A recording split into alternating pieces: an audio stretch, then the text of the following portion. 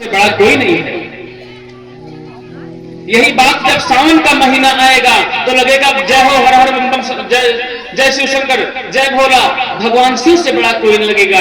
एक महीने तक लोग अपने घर पे प्रतिदिन नित्य प्रतिदिन जो है शिव भगवान का निवेदन करते हैं, भोजन प्रसाद करते कराते हैं, व्रत करते हैं, रुद्राभिषेक करते हैं। लगता है कि पूरे ब्रह्मांड में शिव जैसे बड़ा कोई नहीं है।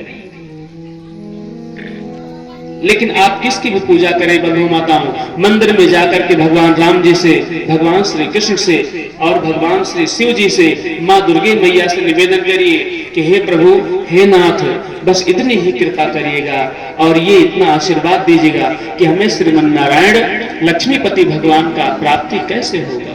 क्योंकि मूल तत्व तो वही है, उन्हीं के नाभि कमल से ब्रह्मा जी महाराज का प्रादुर्भाव हुआ है, जो क्षीर सागर में विराजमान है, जहां से आपका दूध आता है।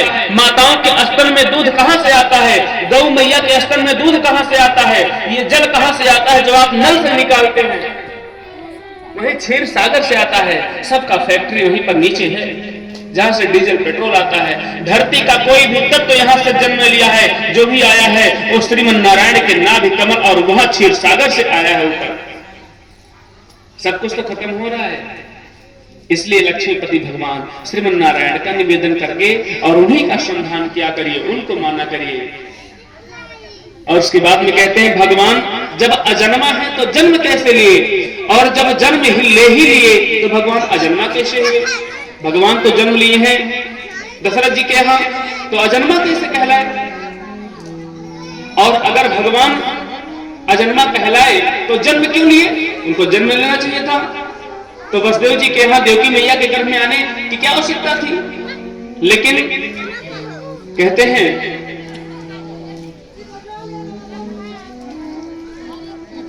कि भगवान, लोग कहते हैं अगर अपने पत्नी के बाद भी लोग कहीं अपना गलत कार्य करके दो चार संबंध और बना लिए और किसी ने टोक दिया कि अरे आपका शादी विवाह हो गया है, उसके बाद भी आप गलत कार्य नहीं छोड़ रहे हैं, महिलाओं से बात करते हैं, कन्याओं से बात करते हैं, तो कहते हैं अरे मैंने क्या गलती किया? भगवान श्री कृष्ण तो 16,108 विवाह किए थे, तब किसी ने बोला? अरे दुष्टांतर राक्षस कहीं के। मैं कहना चाहता हूं ऐसे दुष्टांतरों को कि भगवान श्री कृष्ण 16,108 किस कंडीशन में विवाह किया, शायद उसको इस ठीक से जानकारी भी नहीं होगी।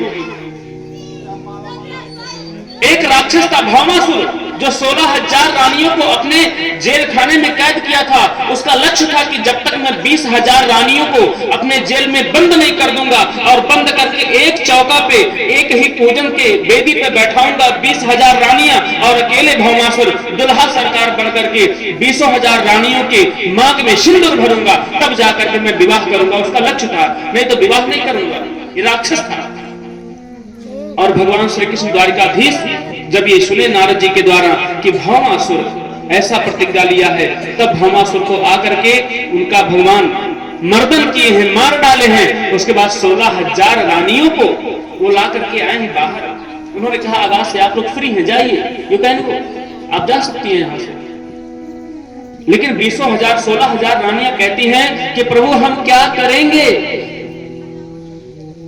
आज 2-4 वर्ष नहीं, भगवान जिनसे विवाह किए हैं, भागवत महापुराण में दर्शन आता है कि माँ यशोदा, माँ देवकी से भी 2-2 गुना की उम्र वाली है वो महिलाएं।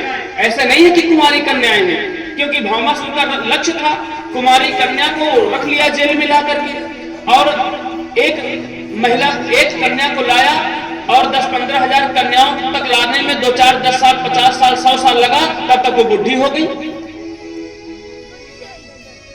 भगवान श्री कृष्ण जिनसे विवाह किए हैं 16,000 में से कुछ माताएं, कुछ बहनें, कुछ रानियां ऐसे थी जो कि माँ यशोदा से भी 2-2 गुना मरने वाली थी। इतनी जर्जर अवस्था हो गई थी, बूढ़ी हो गई थी।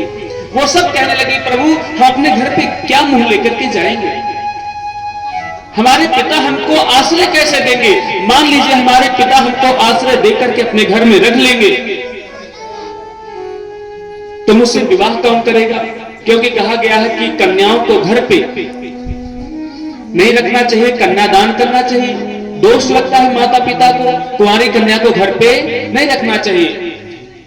अगर पुत्र हैं, कितनों भी पढ़े लिखे हो, ना भी पढ़े लिखे हो, गूंगे हो, बहरे हो, लोला हो, लगड़ा हो, शरीर में कोई कमी भी हो सकता है सबसे हिष्ट पुष्ट हो, हम लोग जैसे हो मान लीजिए, या शादी करने का संकल्प ही मन में ना लिए हो,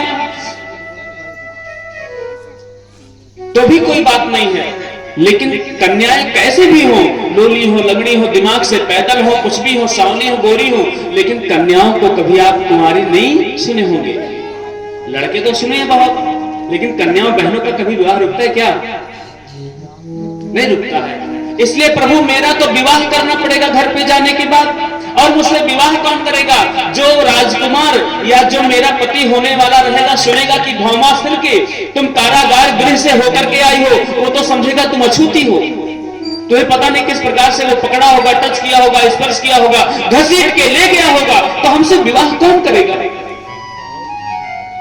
भगवान श्री कृष्ण कहते हैं कि अब आपकी इच्छा है, जो आपकी इच्छा का है वो करिए, मैंने आपको कारागार से छुड़ा दिया, मैं यहां से जा रहा हूं। चरण पकड़ के रोने लगे, क्या? कन्हैया कन्हैया कन्हैया कन्हैया पुकारा करेंगे ब्रज की लता